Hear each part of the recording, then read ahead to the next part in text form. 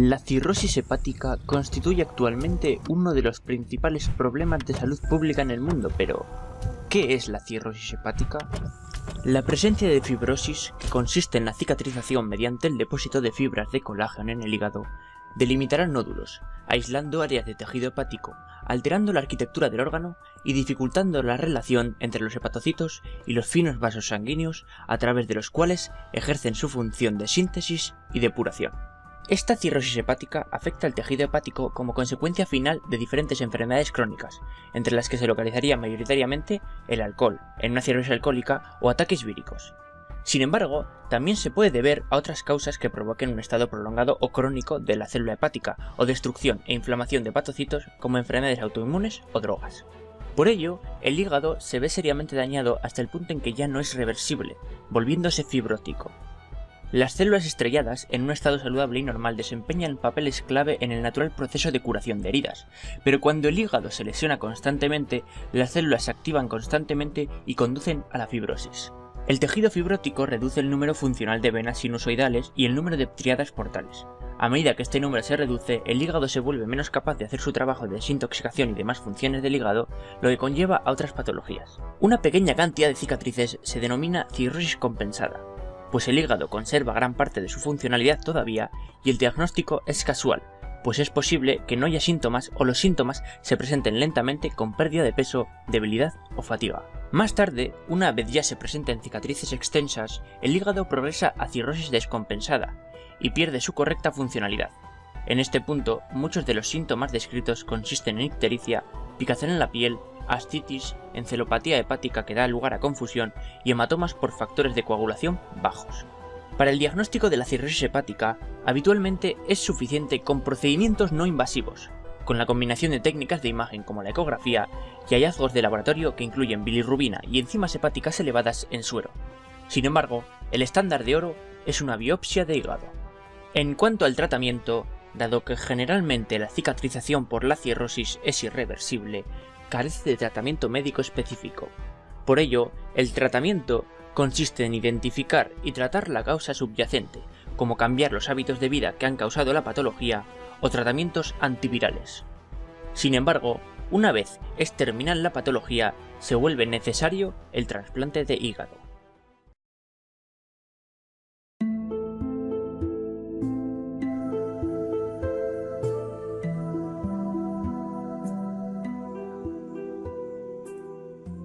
Hablemos en profundidad sobre la cirrosis hepática y cómo afecta la misma a nuestra sociedad. Para hablar sobre la epidemiología del País Vasco, la compararemos con la de otros países europeos.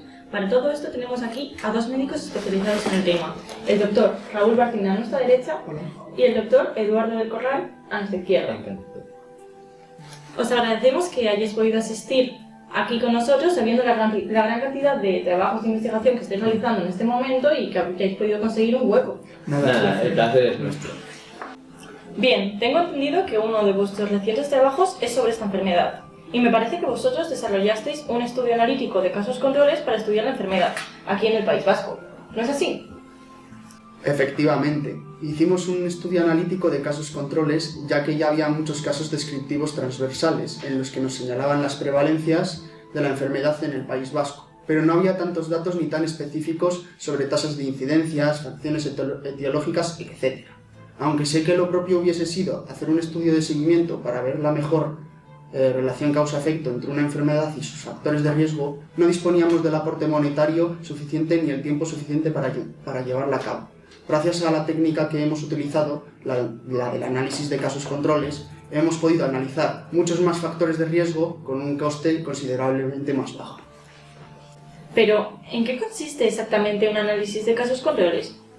Primeramente, hicimos una búsqueda rápida en Google para refrescar algunos datos que deberíamos tener en cuenta y que no se nos pasase nada. Para ello, buscamos cirrosis hepática y encontramos unas cuantas páginas web que nos proporcionaron información para continuar. También buscamos en Google cirrosis hepática epidemiología, pero nos salieron mayoritariamente algunos artículos sobre Latinoamérica, aunque encontremos algún artículo útil. Además, también decidimos buscar en fuentes oficiales del Departamento de Sanidad del Gobierno Vasco, tales como Osanet, Memorias Unidad, Vigilancia Epidemiológica e Informes de Salud Pública.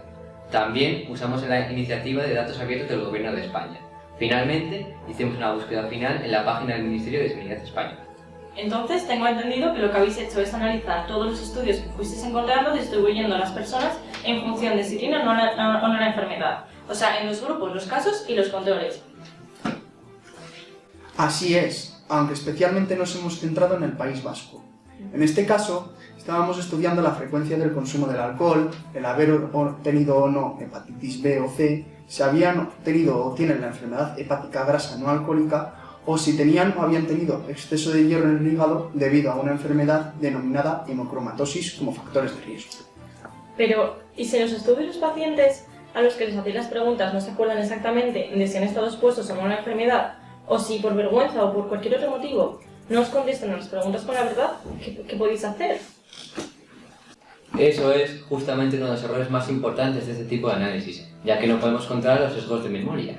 No podemos saber con seguridad si se acuerdan o no, así que debemos confiar en su memoria y sobre todo en su honestidad. Ah, vale, entiendo. Y tengo curiosidad, por los resultados que obtuvisteis.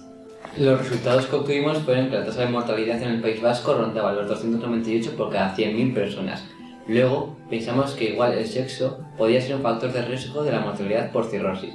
Por esto mismo, llevamos a cabo la técnica de estratificación por sexos, para que no se hiciesen las tasas de mortalidad en hombres y en mujeres por separado, y así analizar si había o no diferencia entre sexos. Nos dio que en mujeres del País Vasco este era de 98 por cada 100.000 personas y en hombres de 200 por cada 100.000, siendo el riesgo relativo de 2,04. ¿Por qué hay esa diferencia entre sexos? Igual es porque, por ejemplo, con el alcohol, se cree que los hombres beben más cantidad y con mayor frecuencia que las mujeres. Puede ser. En España se estima una prevalencia de entre el 1 y el 2% de la población con esta enfermedad, y es más frecuente en varones a partir de los 50 años. En el mundo occidental es cierto que la causa más común de cirrosis es el alcoholismo, seguido de las hepatitis virales. No obstante, conviene recalcar que aproximadamente solo un 12% de los pacientes alcohólicos evolucionan hasta desarrollar la cirrosis. ¿Qué más resultados obtuvisteis? También hemos podido estimar que la cirrosis, aparte de hallarse detrás de las 800.000 muertes anuales en todo el mundo, en Europa y Estados Unidos, tiene una incidencia de alrededor de 250 casos anuales por cada 100.000 personas. En los varones la prevalencia es 2 veces mayor que en las mujeres. También podemos ver que la cirrosis es una de las causas más importantes de mortalidad y de años de vida potenciales perdidos en el País Vasco. Al igual que en años anteriores, a 2014, entre las causas específicas que han generado mayor pérdida de años potenciales es esta en las mujeres con un 4%. ¿Y vosotros creéis que la mortalidad y las incidencias por cirrosis hepática han descendido en los últimos años o han aumentado? ¿O simplemente han permanecido constantes? Pues la verdad que sí. Hemos comparado entre los resultados de nuestro estudio con estudios hechos por nuestros compañeros médicos profesionales de hace algunos años y hemos visto notables diferencias. Concretamente, sabemos que desde los años 90 la mortalidad por cirrosis siguió un descenso anual promedio cercano al 4%. Además, vimos una correlación en la mayoría de los estudios que encontramos, que la mortalidad por cirrosis tiene un patrón geográfico muy evidente, con zonas de mayor mortalidad, en las comarcas del Gran Bilbao, Encartaciones y Donostia-San Sebastián. Qué curioso que haya más mortalidad por esta enfermedad aquí en Bilbao. ¿A qué se puede deber? Puede que a hábitos de vida que lleven a un consumo mayor de alcohol o que haya afectado más el virus de la hepatitis B o C. Es posible, aunque eso no te lo puedo confirmar con seguridad. En mi opinión, yo diría que puede ser causa más de los malos hábitos de vida. Me gustaría saber si los datos epidemiológicos de la cirrosis hepática de las diferentes regiones están al alcance de cualquiera, y si es así, ¿dónde podemos encontrarlos? Bueno, sobre eso el doctor del Corral sabe más y te lo podrá aclarar mejor. Pues sí, en general hay diferentes tipos de artículos de libre acceso sobre las enfermedades, pero en nuestro caso, como nos ha costado algo más encontrar información. Creemos que, a pesar de la elevada mortalidad por cirrosis, a menudo son limitados los datos epidemiológicos sobre cirrosis hepática, con pocos estudios que aporten información demográfica, clínica o de pronóstico en este tipo de pacientes, así como también es limitada la literatura que ofrece datos sobre factores relacionados con mortalidad por esta enfermedad. Sin embargo, consideramos que los datos de morbimortalidad presentados ponen de manifiesto la importancia que tiene la cirrosis hepática en nuestro medio, por la gran carga económica y social que lleva consigo, sugiriendo la necesidad de nuevas medidas de salud pública para la prevención, diagnóstico temprano y oportuno de esta enfermedad, todo encaminado a evitar y retrasar el desarrollo de complicaciones que oscurecen el pronóstico en pacientes cirróticos. Me gustaría concluir que nuestro estudio no pretende revolucionar el conocimiento actual, pero sí recopilar diferentes datos dispersos en un mismo artículo al que acceder y a partir del cual empezar a contemplar la cirrosis hepática como lo que es, una enfermedad muy grave. Es por esta razón que se hace necesario el estudio de esta enfermedad, de forma que se genere conocimiento de su epidemiología y sirva de apoyo en la toma de decisiones clínicas, asistenciales y en la generación y adecuación de políticas basadas en datos reales.